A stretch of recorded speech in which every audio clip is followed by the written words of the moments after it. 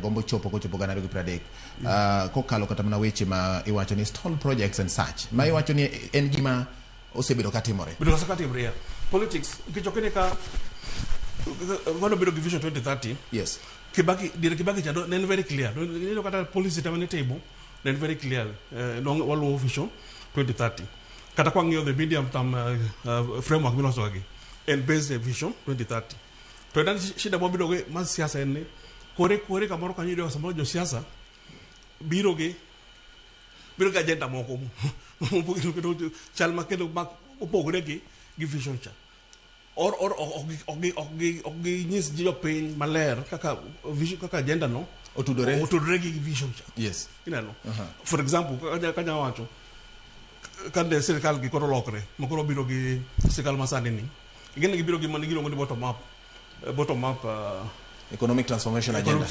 yes to kre ko genji poko no gi pimo ne ji ni tudo kata mantiere between bottom up ni kod vision 2030 cha amondo ngende kata kwati mo bottom up ni to en aligned gi vision 2030 cha mano gi anyalo emphasize ni political interference okondo bendi affect vision the wider vision mar pain okay bendi irrespective of the political party moka lodge one near the vision mar wacha because at the end of the day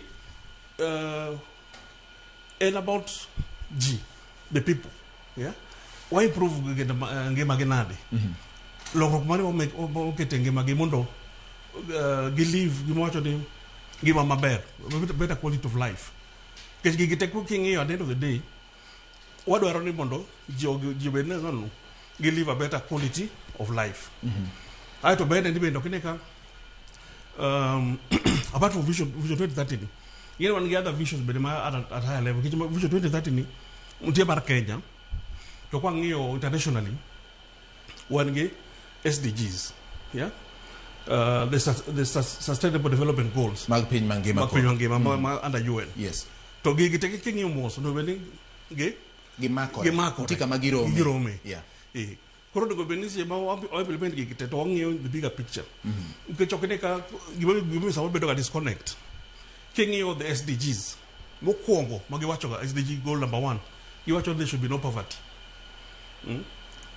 Number 2, no hunger.